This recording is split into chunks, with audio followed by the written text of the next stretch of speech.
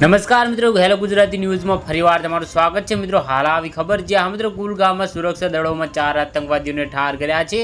એક સૈનિક શહીદ થયો છે અને એક ઘાયલ, બે જગ્યાએ એન્કાઉન્ટર ચાલી રહ્યું છે।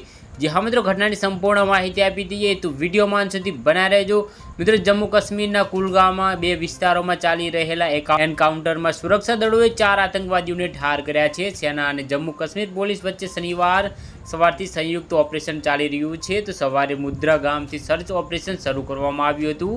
આ દરમિયાન આતંકવાદીઓએ સુરક્ષા દળો પર ગોળીબાર કર્યો હતો, જેમાં એક જવાન શહીદ થયો હતો। જે તે સમયે ફ્રીસેલમાં ચાલી રહેલા એન્કાઉન્ટરમાં એક સૈનિક પણ ગંભીર રીતે ઘાયલ થયો છે। તેમને હોસ્પિટલ દાખલ કરવામાં આવ્યા છે।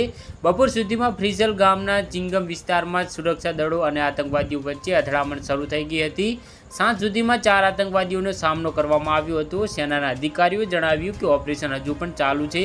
હાલ માર્યા ગયેલા આતંકવાદીઓની ઓળખ થઈ શકી નથી। છેલ્લા એક મહિનામાં સુરક્ષા દળોએ 10 આતંકવાદીઓને ઠાર કર્યા છે। તેમાં ડોડામાં 11-12 જૂનના રોજ સતત 2 દિવસમાં 2 હુમલા કરનાર આતંકવાદીઓનો એન્કાઉન્ટર અને ઉમેરી ઘૂસણખોરી કરનાર આતંકવાદીઓનો સમાવેશ થાય છે।